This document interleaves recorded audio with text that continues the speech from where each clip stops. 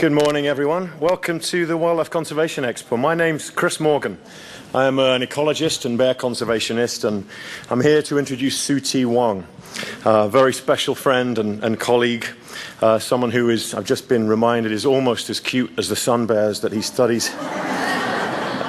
He's from a distant place that most of us will never even get to. I'm very lucky to have met many wonderful bear biologists over the years on 4 continents, and these people are often working in tough conditions and with often very little fanfare. And Wong is definitely one of those people, and he stands out. Wong, as he's known, is an animal expert and has been an animal expert since he was in 1st grade, when his deep love for nature sort of evolved. And after an undergraduate degree in animal husbandry and veterinary science, he began doing wildlife surveys, and then lived a dream by coming to Montana, University of Montana, and starting his wildlife degree, his wildlife biology degree. In 1998, his pioneering work on sun bears began through the University of Montana, and working in the isolated Malaysian state of Sabah on the island of Borneo, and the tropical forests became his home. So for the last 10 years, Wong has become a real solo champion for the cause of this tiny, elusive, secretive, little-known mammal.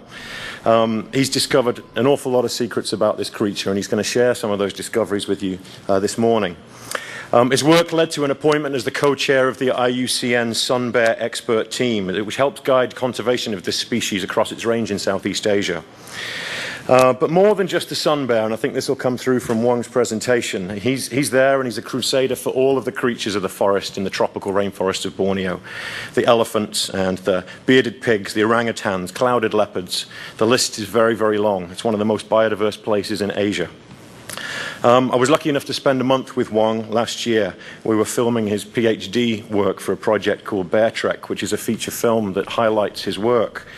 And his passion, determination, charisma, energy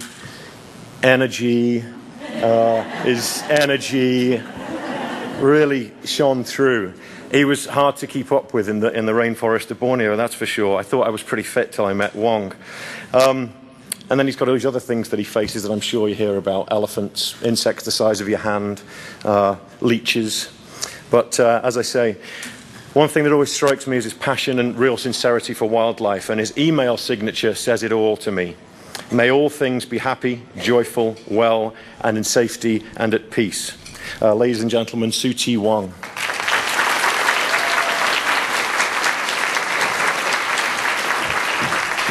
Thank you, Chris, for these lovely introductions. I want to say a big thank you for everybody to come here to listen to my talk. And then today I'm going to talk about the projects that I'm engaging right now. It's called the Bornean Sun Bear Conservation Center. And then the theme for it today is Hope at Last for the Bornean sun bears. But before I start my talk, I would like to thank WCN for giving me this opportunity to be here, to be able to speak in front of you, share some of the story of me working with sun bears, and tell some story of sun bears, which is not very well known, especially in this country. Sun bears is the smallest of 8 bear species, and today we are going to bring you from San Francisco all the way to Southeast Asia, where sun bears is found. As you know, this is sun bear looks like. They are the smallest bears of all the 8 bear species in the world. Adult male can weigh up to 100 pounds. Sometimes the mainland subspecies can weigh up to 120 pounds. And then they have short, black, slick fur, and then with a very distinct chest marking. They got long claw, long tongue, very long. Okay, and this is all the adaptations that they have to find food in the wild. There are 2 different subspecies for sun bears, and then they are found solely in Southeast Asia. This map is the most up-to-date distribution maps of sun bears. Red spots is all the spots that we know that they are sun bears for the last 10 years. And then pink is the area that we are not quite sure, but it could be there. And then the gray area is the range where sun bear has been completely wiped out. As you can see, there's not much area we can still find these sun bears. Sun bears is a forest-dependent species. They need forest. Their habitat is the tropical forest of Southeast Asia. This forest is often very rich, very diverse, and extremely valuable for the timber productions that obviously cause them into trouble because of that. Sun bear is the least known bear in the world. Before my work back in 1998, we virtually know nothing about them. We don't know what they eat, how much of a forest that they need, what kind of activity patterns they are ranging, and so on and so on. All the ecology, the biology is a big question mark. And then they are listed as the IUCN as vulnerable since this year officially, and then they are listed under the Convention on International Trade in Endangered Species as Appendix 1 species. So under this species, all the international trades of body parts and this animal itself is prohibited without proper permit. They are the least known bear in the world. So far, there's only 5 different studies being conducted on sun bears. 3 of them is the ecological study. In all 3 of this study is based in Borneo.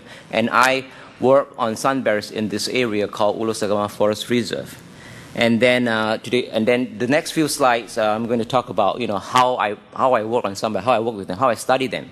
So my study area is at Ulu Sagama Forest Reserve in the islands of Borneo, and then based in Danang Valley Conservation, Danang Valley Field Center.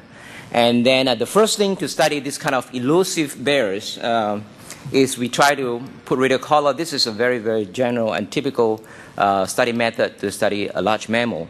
And one of the reasons why they are lack of study is they are so rare, so elusive, difficult to study. They live in very harsh environment to conduct wildlife study. And then they receive very little attention, conservation attention. This is some of the traps that I built in the forest to trap sun bears, and one of the goals of the trapping is to put a radio collar so that I can follow them in the forest and figure out what they eat. This is an aluminum covert trap. Obviously, it's metal. I also make some locally made barrel trap to trap this bear in the forest. This is a series of traps that I used over the last 3 years when I conducted my second study on sun bears. I also studied bearded pig as well. These are some of the pig traps. And then working in this kind of forest is quite challenging. Besides, the vegetation is very thick, the climate is very harsh, lots of leeches, we sweat all the time, we got beaten all the time, but it's challenging. It's just challenging, I think, yeah. And since no one has ever trapped bears before and figured it out, what kind of bait works well is quite challenging. It takes me about 3 or 4 months to figure it out what is the best bait to use them, what kind of thing will attract them into the trap.